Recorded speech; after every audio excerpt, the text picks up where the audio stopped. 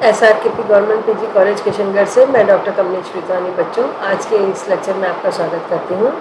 MCom final ABST के ACP के paper में, एडवांस कॉस्टिंग प्रॉब्लम के पेपर में ब्रेक इवन एनालिसिस का पार्ट सेकंड हम आज लेने जा रहे हैं। मैंने आपको इससे पहले वाले में ब्रेक इवन एनालिसिस के बेसिक्स बताए थे, उसी में थोड़ा सा हम आगे एडवांस स्टडीज़ करते जा रहे हैं।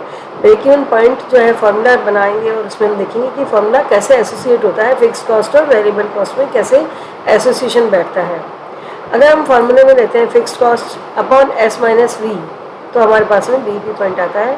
दैट मीन्स फिक्स कॉस्ट आपकी जो है वो किसके बराबर हो गई, आपकी सेल्स में से वेरिएबल कॉस्ट माइनस करें तो कोई प्रॉफिट नहीं होना चाहिए। That is called break even point. Fix cost refer to those which do not change depending upon the number of units sold.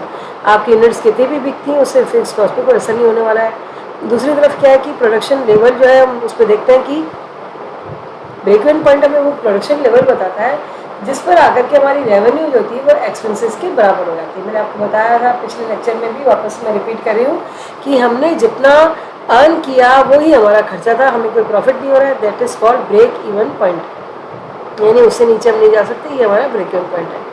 The term is also used in investing. The break-even point formula for a stock or future trades is determined by comparing the market price of an asset to the original cost. आप market price से original cost की तुलना करने के लिए भी इसका use कर सकते हैं। The break-even point is when the two prices are equal. For options trading, the break-even point is the market price that an underlying asset must reach for an option buyer to avoid a loss if they exercise the option. यानी कि एक buyer उसके पास जाता है कि भाई इसको जो है नो लॉस नो प्रॉफिट पे लाया जाए, जहाँ पर इसको किसी प्रकार का कोई लॉस प्रॉपर्टी में नहीं हो रहा है। और a call buyer the break even point is when the underlying is equal to the strike price plus the premium paid, है ना। अगर कोई बाहर से खरीदार आता है तो वो देखता है भाई ब्रेक इवन पॉइंट क्या है और फिर वो चाहता है कि उससे ज़्यादा थोड़ा सा जो है प्रीमियम उसको दिया जाए। और the BP for a put position is when the underlying is equal to the strike price minus the premium paid. The break-even point does not typically factors in commission cost, है ना, although these fees could be included if desired, है ना। तो जो break even point है वो traders के लिए, बायर्स के लिए और बिजनेसमैन के लिए किस तरह से होता है ये हमने देखा। Companies break even is calculated by taking fix cost and dividing it by gross profit margin percentage. और इसको हम इस तरह से देख सकते हैं कि fix cost upon sale price minus variable cost कही है तो यूनिट्स में आ जाएगा आपके पास में। इसको हमने एक एग्जांपल से समझा है कि अगर आपको सेल्स यूनिट्स दी हुई हैं और निकालनी है, आपको कैलकुलेट करनी है break even point in sales units बताना है आपको।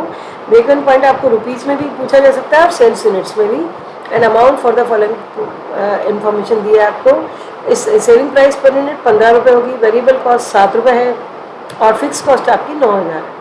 तो ये इससे जानना होगा आपको कि भाई हमारे पास में कितनी यूनिट्स हैं ब्रेक इवन पॉइंट पे, यानी जहाँ पर हमें ना लॉस होगा ना प्रॉफिट होगा। हमारा फॉर्मूला क्या होगा इसके लिए, fixed cost upon sales minus variable cost, है ना। इसको हम कंट्रीब्यूशन मार्जिन भी कहते हैं, सेल्स माइनस वेरिएबल कॉस्ट को। तो break even point 9,000 upon 15 minus 7 आपने किया तो 1125 यूनिट अगर आप बनाते हैं बिजनेस में तो आपको कोई भी इस रेट पर किसी भी प्रकार का ना लॉस होगा और ना ही प्रॉफिट होगा। यानी इसका मतलब मिनिमम आपको 1125 यूनिट तो प्रोडक्शन करना ही चाहिए और अगर ज़्यादा करते हैं तो उतना आपका प्रोडक्शन का उससे बेनिफिट होगा। Break even point and sales amount निकालने के लिए क्या करेंगे आप, 15 रुपये आपकी सेल्स प्राइस है उसको 1125 यूनिट से गुणा करते हैं तो ये आपका सेल्स अमाउंट आ जाएगा 16,875 रुपये आपको जो है इससे मिलेंगे, जिसपे ना लॉस होगा ना ही प्रॉफिट होगा। Break even formula provides figures they need to break even, इसमें converted into units by calculating the contribution margin, sales minus variable cost करके इसकी यूनिट्स आ जाती हैं और इस तरह से जो है कितनी यूनिट्स हैं हमें ब्रेक इवन पे होंगी ये आती हैं। The break even point is calculated by dividing the fix cost और production by the pricing per unit. अभी आपने देखा सेल्स S माइनस V और ऊपर आपने रखा fix cost upon S minus V, ये आपका BP इन यूनिट्स आ जाएगा।